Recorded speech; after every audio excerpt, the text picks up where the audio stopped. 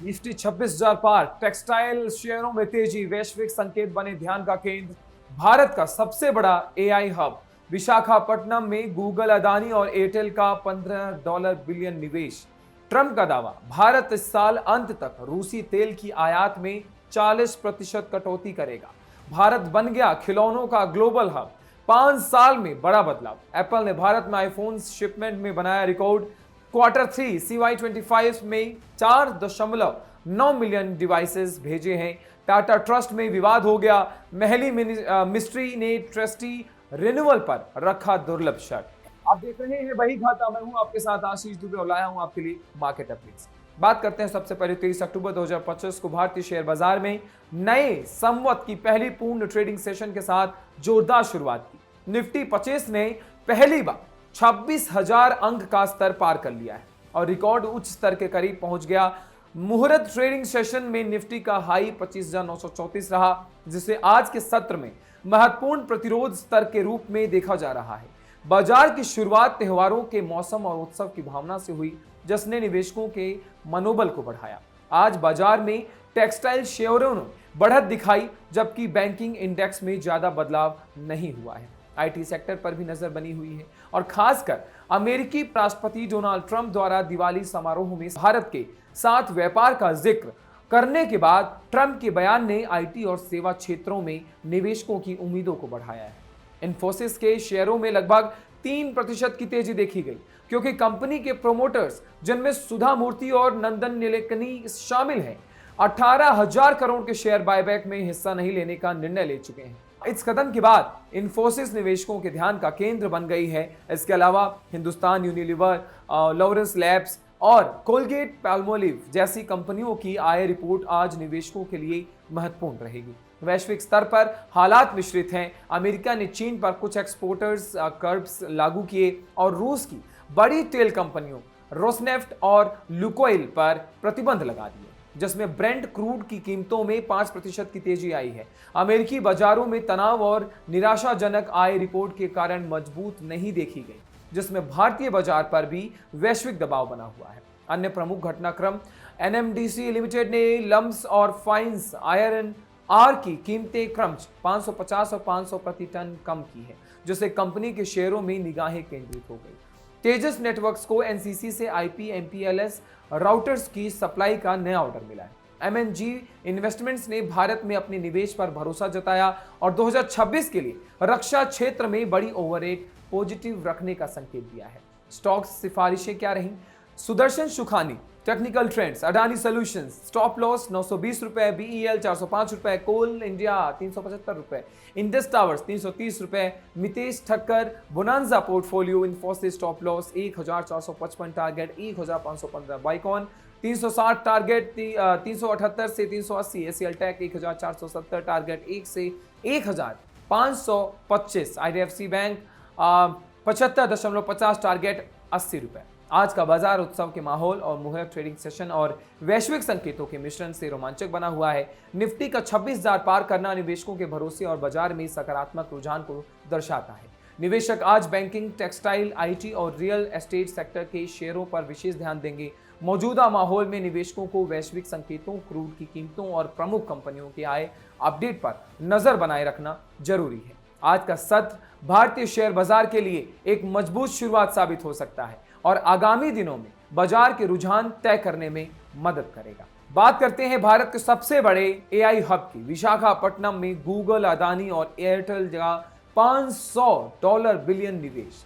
Google, Adani और Airtel मिलकर भारत के सबसे बड़े एआई हब और डेटा सेंटर के निर्माण में $15 बिलियन का निवेश कर रहे हैं, जो विशाखापट्टनम में बनेगा। यह कैंपस पूरी तरह से स्वच्छ ऊर्जा पर चलेगा और नए सबसी केबल्स के माध्यम से उच्च गति और बेहतर कनेक्टिविटी सुनिश्चित करेगा।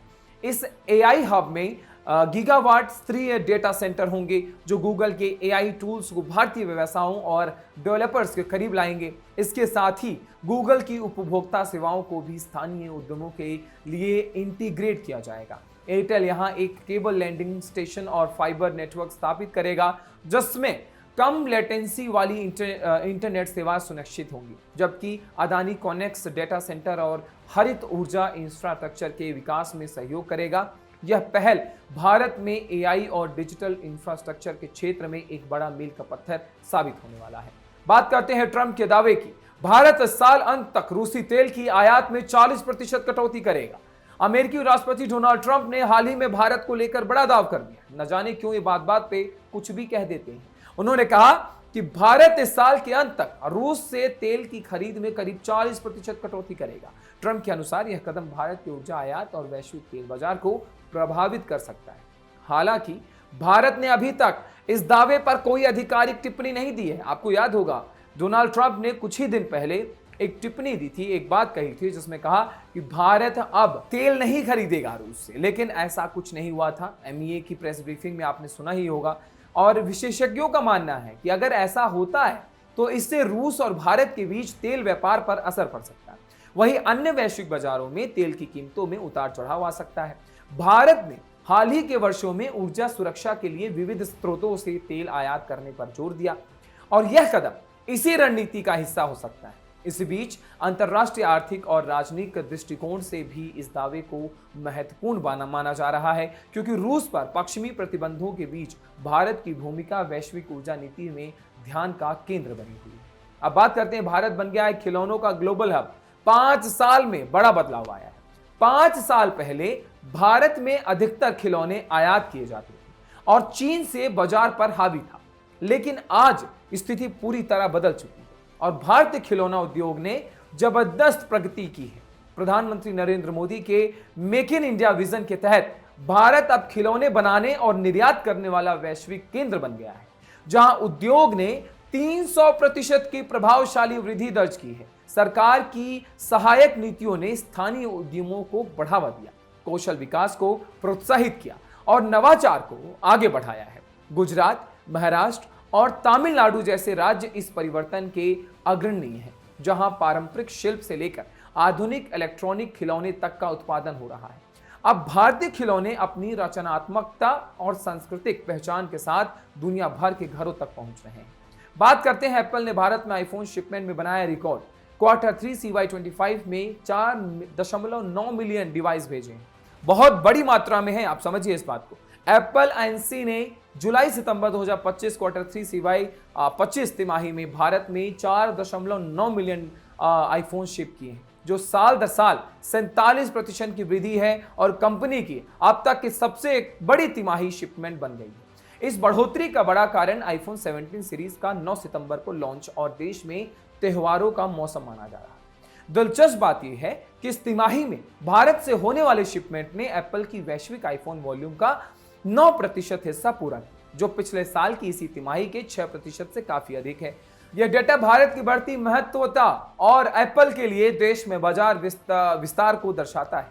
विशेषज्ञों के अनुसार आईफोन 17 सीरीज की प्रारंभिक प्री बुकिंग ने शानदार प्रतिक्रिया दी।